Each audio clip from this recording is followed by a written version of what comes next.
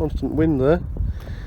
This is Thorpe Abbotts Airfield, home of the 100th Bomb Group as it was, which is now the 100th Air Refuelling Wing based at RF Mildenhall. But anyway, 100th Bomb Group, they formed in 42, came to England in 43. They had a look at a couple of places, eventually settled on Thorpe Abbotts, moved here in June of 43. This is the north taxiway, so you look in that direction. Over there to the left of the taxiway past the trees, this should be the control tower, which is now home to a little museum. Very well worth a visit if you've never been there. So looking out across the airfield, the main runway would have crossed from left to right across there, now sadly gone. So let's go and have a little investigate and see what's left of the old airfield.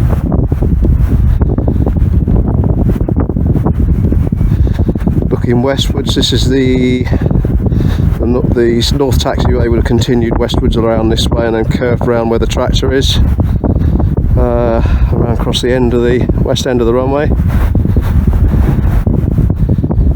So much of it has been ploughed in, sadly. It's built for wood. So now on the site of the old runway, the main runway. The runways were in a typical A formation, as most airfields were at the time. Still, a lot of them still are. This was the main one that ran east to west. We're now looking easterly. It would have crossed Wood Lane, which was a local lane that ran right through the middle of the airfield, and would have headed west. Obviously there's hedges and things in the way there, but yeah, that's where your main runway was.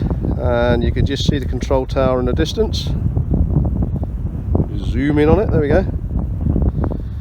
That's the site of the museum. As I say, lovely little museum, well worth a visit if you're in the area.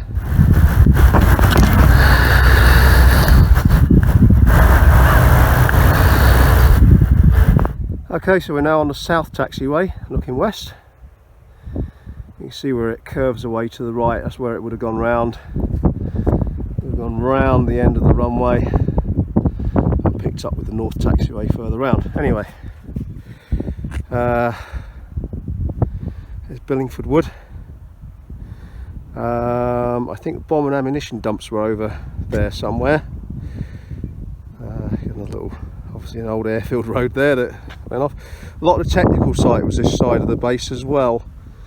Obviously, you know, the office, messing, admin, and obviously accommodation facilities all dotted around this side of the airfield. So you can see the taxiway continued eastwards, curves round. It's now part of Wood Lane, and over there are some remains of some old dispersals, which we'll go and have a look at. I mean, to the uninitiated that looks like a lane, doesn't it? But if you look carefully, you'll see traces that it was an old taxiway, an old Perry track. You see the guttering, the sort of the cess at the side, and dead giveaways at regular intervals are these drain grids. There we go. One of the few remaining concrete dispersal pads. These were basically where the aircraft were parked up, so they could be worked on, armed up, fueled up, generally get prepared for their next missions, in the hope that they would come back. Often than not they wouldn't, sadly. 100th Bomb Group was given the rather unpleasant nickname of the Bloody 100th, mainly because of their attrition rate. They'd lost a lot of aircraft in the initial stages. Yeah, these lads come from these from these parts of America, to this strange little country to come and help us out. Strange little country with weird accents, odd traditions and warm beer. But yeah, a lot of them, they settled in, became well accepted within the community. Well, let's face it, we are thankful for what they did for us. Yeah, they did a lot for us, helped us out, and yeah, we're very grateful to you guys. Anyway, let's move on, have a bit more of a look around the base. So here's an original relic, probably from the airfield days, an old 50-gallon oil can. But the more interesting thing is this, one of the last surviving officers' quarters buildings. Let's go and have a look inside. This is such a shame that it's been vandalised.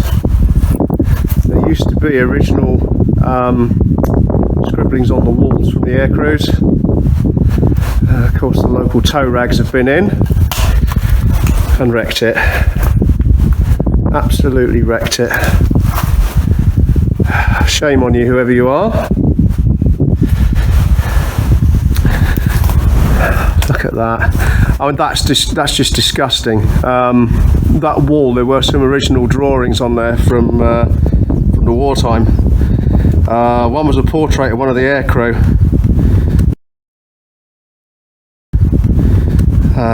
Sadly lost forever now because of some thoughtless moron has decided to have a smashing good time and to scribble all over.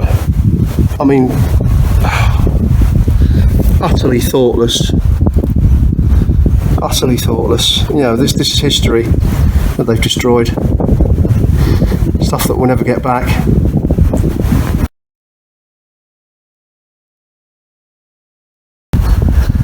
And that is an original air raid shelter.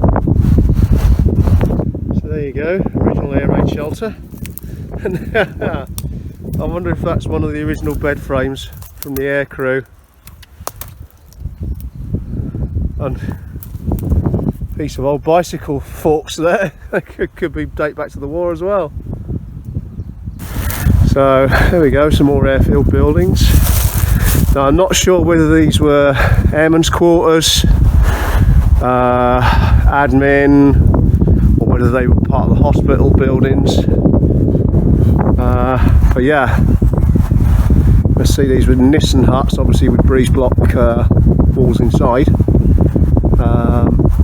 They got washing blocks and ablution facilities on each one of these as well, so they may well have been accommodation.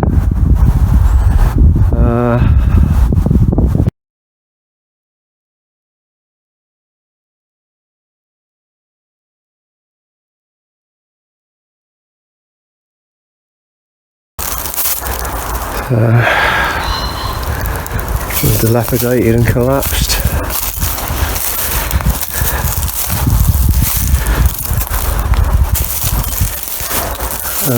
Yeah, you can see the corrugated tins collapsed inside. It's very thin blockwork walls. Oh, that's sort of, oh yeah, I don't want to be standing under that.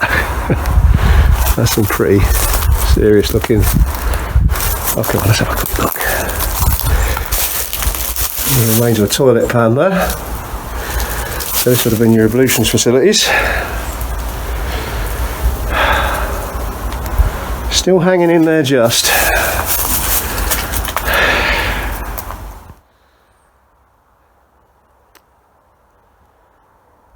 Yeah. Looks like it had wooden end walls on the huts as well. Quite interesting.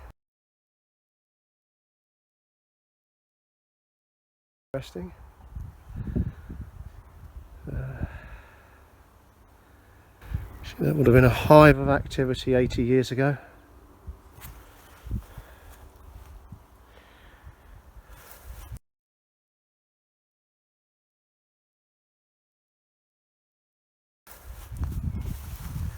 More of that.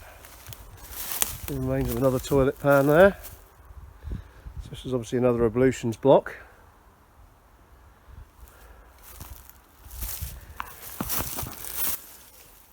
Well overgrown. This is probably the remains of someone's bed there. This looks like the most intact one. we got? We got, looks like wooden, not wooden end walls. I think that's tarred. No, that's felt or tarred paper. What's that? It's actually felt, isn't it?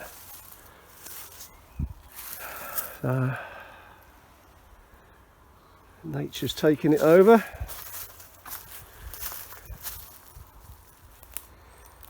Remains of another one there, and there. There's another one of those air raid shelters over there. Another building here.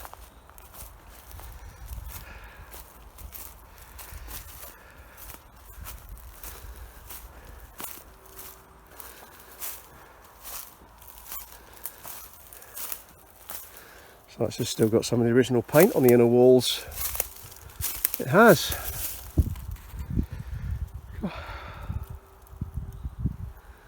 Wow. If only these buildings could talk. There's the remains of another toilet pan down there. We've had a smashing good time.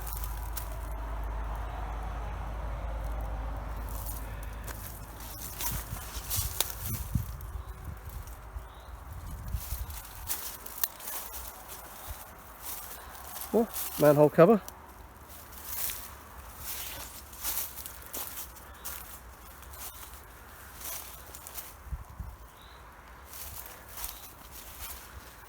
Would have been the ablutions again. Geesh, that does look sketchy. Sketchy as. Yeah, I don't think I'd want to go in there. Sad. There remains of a butler sink there as well. And hardboard walls on the end there. Or is that the dreaded A word? Asbestos. Another reason not to go in there. And just down the road there, where you come off the A143 as you come up, just up the way there would have been what they call a picket post. Basically a little guard hut, and that would have been the entrance to the airbase. You would have had to have a special pass to come through.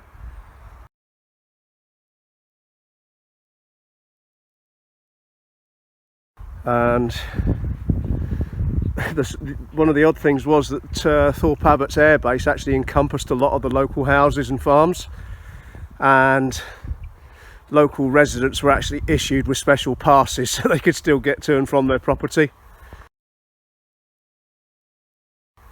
Obviously with the clearance of the United States Air Force.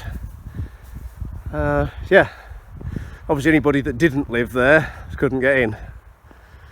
So one last look at the huts. As I say, they're slowly disappearing.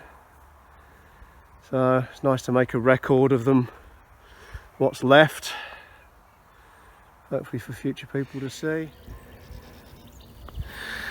So, I don't know the age of this phone box, but I mean, if it's 1930s, which I'm not sure on the age of K2 phone boxes, what the sort of manufacturing run was for them, but it may have been here during the war. It may have seen airmen phoning their family back home. Who knows? It's a lovely old thing to see though, fast disappearing off our landscape. It's nice to see one kept. It's like I said earlier, I mean these would all have been within the confines of the base perimeter.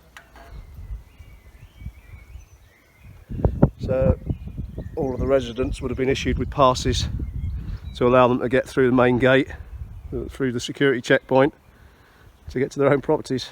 So you see the width of the original taxiway, obviously designed to take a heavy bomber. A lot of it's been dug up and reverted back to farmland again. So you see the course of the taxiway down there, And there would have been two more. You'd have had the main runway, so say run from east to west, and then you've had two more runways which would have gone sort of southwest to northeast and southeast to northwest.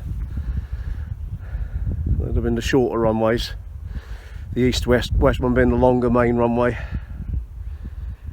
And a lot of technical site was over there as well, so obviously maintenance buildings. They'd had a lot of the big T2 hangars, yeah, the familiar big aircraft hangars that you would normally see. There were quite a few of those dotted around here, all sadly gone. Yeah, it's hard to believe what a big active base it must have been.